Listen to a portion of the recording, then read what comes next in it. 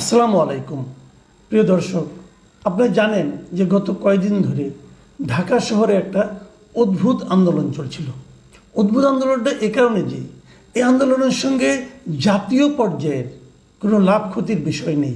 কিছুদিন আগে আমরা দেখলাম জগন্নাথ বিশ্ববিদ্যালয়ের আন্দোলন হচ্ছে, সেখানে একটা গোষ্ঠীগত লাভের ব্যাপার ছিল, কিন্তু এই আন্দোলন কিন্তু কোনো গোষ্ঠীগত লাভের জন্য না।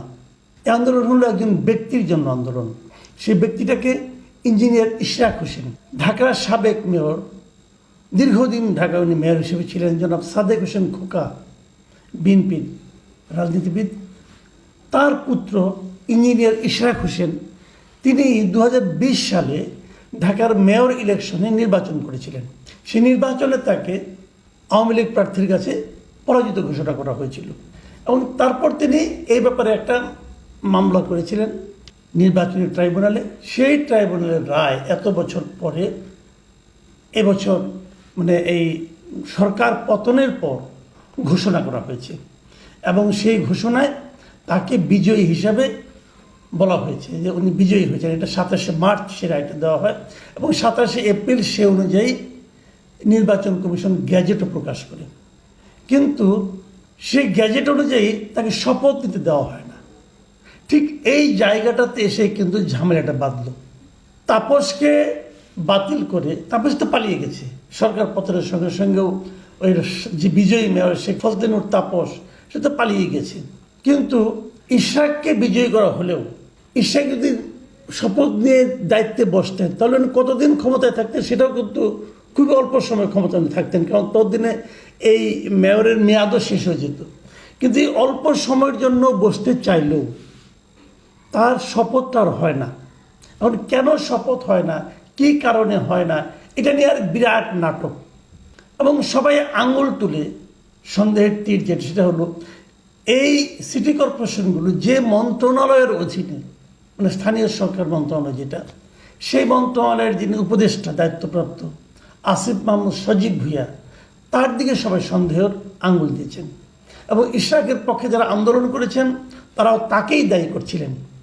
এবং আসিফ মাহমুদ সজীব ভুঁইয়া কিন্তু ওই সিটি কর্পোরেশনের ভবনে বসে অফিস করতেন, সেই অফিসে ওনাকে ঢোকাটা বন্ধ করে দেওয়া হয়েছিল, উনি সেখানে ঢুকতে পারছিলেন না। ভাবুন একটা কথা, একটা অন্তর্বর্তীকালীন সরকারের একজন উপদেষ্টা এরকম একটা ব্যক্তিগত রেষারেষি, ব্যক্তিগত দেওয়া না পাওয়া, পাওয়া না পাওয়া স্বার্থের দ্বন্দ্বের মধ্যে কিন্তু ঢুকে গিয়েছিলেন। ওনার ব্যাপারে এই ধরনের অভিযোগ যে একদম কম তা না, আরও আছে। ওনার নিজের যে এলাকা কুমিল্লার মুরাদনগরে, সেখানে উনি নানা ধরনের কর্মকাণ্ডের সঙ্গে জড়িত, উনি, ওনার পিতা, এগুলো নিয়ে নানাভাবে ওনাকে জড়িয়ে স্ক্যান্ডাল রচিত হয়েছে। বাংলাদেশের ইতিহাসে সবচেয়ে কম বয়সী মন্ত্রী উনি বলা যায় ওনাকে। বয়সটা যে একটা ফ্যাক্টর, এটা উনি ওনার আচরণের মাধ্যমে, কর্মকাণ্ডের মাধ্যমে প্রমাণ করেছেন। যাই হোক, আমি আবার অন্য প্রসঙ্গে আসি। এখন প্রশ্নটা হলো, যে নির্বাচনে ইশরাক সাহেব বিজয়ী হয়েছিলেন সেই নির্বাচনটাকেই কিন্তু বিএনপি অবৈধ বলেছে পরবর্তী সময়ে। এখন অবৈধ নির্বাচনের বৈধ মেয়র, এভাবে ওনাকে আখ্যায়িত করতে পারি। তাও আবার মাত্র কয়েকদিনের জন্য উনি মেয়রের শপথ নিলে হবে, তো সেইটা উনি বা হওয়ার জন্য এত পিড়াপিড়ি কেন করছিলেন, অথবা ওনাকে বাধা দেওয়ার জন্যই বা এত মরিয়া হয়ে কেন উঠেছিল মন্ত্রণালয়? এই দুটো প্রশ্ন, এই প্রশ্নগুলি খুব সহজ মনে হয়, কিন্তু আসলে প্রশ্নগুলি সহজ না। এই প্রশ্নগুলোর পেছনে রয়েছে অনেক কারণ, সেই কারণগুলো আমি আজকে একটু উল্লেখ করার চেষ্টা করব। এখানে রয়েছে অনেক রাজনীতি, সেই রাজনীতিগুলিও জরুরি এবং সেই রাজনীতির অন্তিম ফলটা কী হলো সেটাও আমরা বলবো। তার আগে আমি একটু বলে নিই যে কারণে ইঞ্জিনিয়ার ইশরাক হোসেনের এই শপথ নিতে চাওয়াটা লজিক্যাল, সেটা একটু বলি আমি। সেই লজিকটা হলো, দেখুন, এই সরকার একটা গণ অভ্যুত্থানের মাধ্যমে হয়েছে এবং হয়েছে কবে? অগাস্টের 5 তারিখে। এই সরকার হয়েছে অগাস্টের 8 তারিখে, আগের সরকার পালিয়ে গেছে অগাস্টের 5 তারিখে। অগাস্টের 8 তারিখে হওয়ার পর ঠিক 11 দিনের মাথায় এই সরকার যে কাজটা করেছিল সেটা হলো দেশের 12টি সিটি কর্পোরেশনের সমস্ত সিটি কর্পোরেশনের যারা মেয়র ছিলেন তাদেরকে অপসারণ করেছে একটা প্রজ্ঞাপনের মাধ্যমে। সরকারের হাতে সেই ক্ষমতাটা আছে, তারা সেই ক্ষমতা প্রয়োগ করে 19শে আগস্ট 2024 সমস্ত সিটি কর্পোরেশনের মেয়রদেরকে অপসারণ করেছে, 12টা মেয়রের। ঠিক আছে, এর 1 মাস 21 দিন পরে, মানে 1 অক্টোবর 2024, এই সময়ে নির্বাচনী ট্রাইব্যুনালে, চট্টগ্রামের নির্বাচনী ট্রাইব্যুনালে চট্টগ্রাম সিটি কর্পোরেশনের যে নির্বাচনটা হয়েছিল 2021 সালে, সেই নির্বাচনে যিনি পরাজিত হয়েছিলেন বিএনপির প্রার্থী ডক্টর শাহাদাত হোসেন, তাকে ওই ট্রাইব্যুনাল বিজয়ী ঘোষণা করলো। এখন শাহাদাত সাহেব চট্টগ্রামের নির্বাচনে বিজয়ী ঘোষিত হলেন ট্রাইব্যুনালের মাধ্যমে, বাট তার সিটি কর্পোরেশনেই তো বিলুপ্ত, মানে মেয়রের পদ তো অপসারণ হয়ে গেছে আরও 1 মাস 21 দিন আগের একটা আদেশের মাধ্যমে। তাহলে ওনার কী হবে? উনি কি ওখানে জয়েন করবেন? দেখেন কি অদ্ভুত কাণ্ড, কি ঘটনা ঘটে এই দেশে, ভাবতে অবাক লাগে যে যখন তাকে নির্বাচিত ঘোষণা করা হলো এবং নির্বাচিত ঘোষণা করার পর 8 অক্টোবর এটা ঘোষণা করা হয়, আরও মনে করেন 9 দিন পরে 17 অক্টোবর স্থানীয় সরকার মন্ত্রণালয় একটা সংশোধিত প্রজ্ঞাপন জারি করে। কিসের সংশোধিত প্রজ্ঞাপন?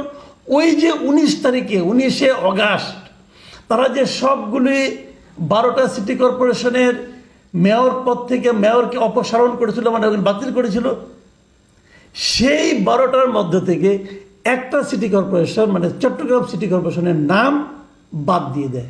মানে এতদিন পরে তারা সংশোধন করে। কেন সংশোধন করতে হলো? কেন চট্টগ্রামের জন্য নিয়মটা ভিন্ন হলো?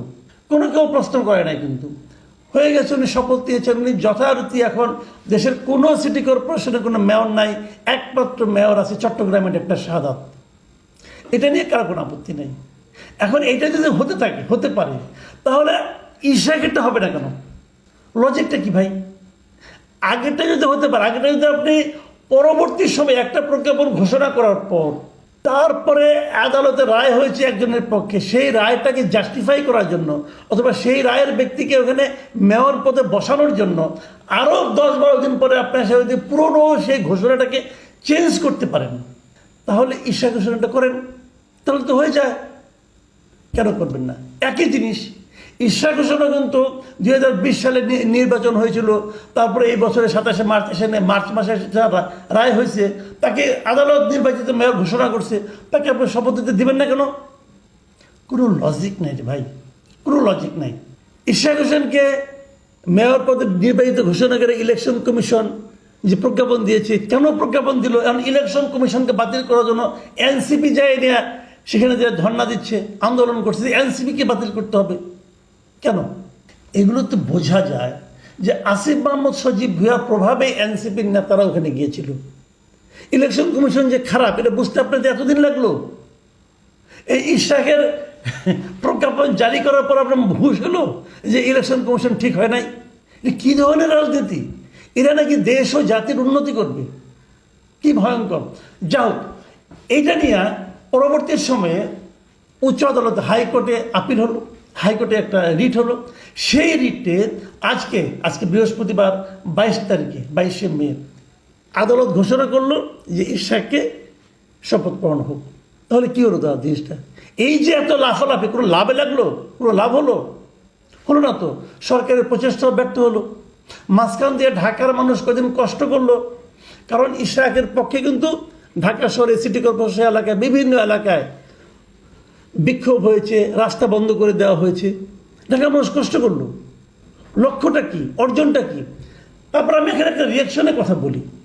এই ঘটনার পরে এই যে এনসিপির এক নেতা মোহাম্মদ সার্জিস আলম, উনি একটা স্ট্যাটাস দিয়েছেন আজকে। সেই স্ট্যাটাসে লেখা হলো, মব তৈরি করে যদি হাইকোর্টের রায় নেওয়া যায় তাহলে এই হাইকোর্টের দরকার কি? বুঝুন, মানে উনি বলতে চাচ্ছেন হাইকোর্টকে উনি কিন্তু প্রশ্নের মুখে ফেলে দিল। উনি বলতে চাচ্ছেন যে এই হাইকোর্টের এই রায়টা পাওয়া গেছে মব তৈরি করে। কে মব তৈরি করেছে? ইশরাক সাহেব মব তৈরি করেছে। সে বলতেছে হাইকোর্টের উপর যে হাইকোর্ট নাকি মবের কারণে রায় দিয়েছে। হাইকোর্টের মানে বিচারক সে যেই হোক, আমরা জানি বিচার পদ্ধতি অনেক সমস্যা আছে, কিন্তু এভাবে বলা যায়? এবং যদি মবের কথা বলা হয়ে থাকে, তাহলে এই দেশে মব কারা তৈরি করে? এই দেশের মানুষ জানে না যে মব তৈরি করে কারা চাঁদাবাজি করছে? মব তৈরি করে সারা দেশকে অস্থির কারা করছে?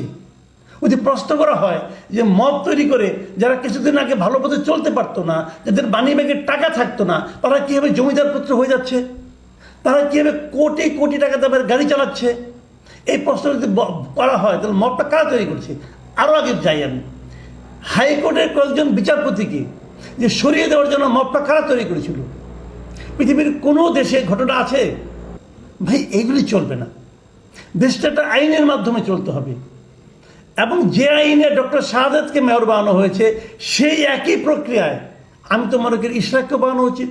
তার কিছুও পরে, এত কিছুর পরে আরেকটা রাজনীতির কথাটা বলি এবার। কেন ইশরাকের ব্যাপারে এত অ্যালার্জি? কারণ একটাই, কারণ ইশরাক বিএনপি করে। কারণ আরও একটা, ইশরাক রাজধানীর সবচেয়ে গুরুত্বপূর্ণ সিটি কর্পোরেশনের মেয়র হতে চায়। এটা কেউ কেউ চায় না, এই সরকারে কেউ চায় না। কিন্তু এটা কি বোঝা যায় যে এই সরকারকে বিব্রত করছে কারা? বোঝা যায়। এই যে অকাল পক্ষ কয়েকজনকে নিয়ে উপদেষ্টা বানিয়ে দেওয়া হয়েছে, তাদের কর্মকাণ্ড এরই মধ্যে যথেষ্ট বিতর্কের তৈরি করেছে। এবং সর্বশেষ বিতর্ক হলো এটা, যে বিতর্কে সাধারণ মানুষের দাবির কাছে সরকারকে বেগ গেড়ে যেতে হচ্ছে, সরকারকে বিব্রত হতে হচ্ছে, সরকারকে পর্যদস্ত হতে হচ্ছে। সরকারকে এই বেইজ্জতিটা কে করলো? এই আসিফ মাহমুদ করলো। ডক্টর ইউনূসের কি এটা উপলব্ধি করার ক্ষমতা আছে? এখন কি হয়েছে?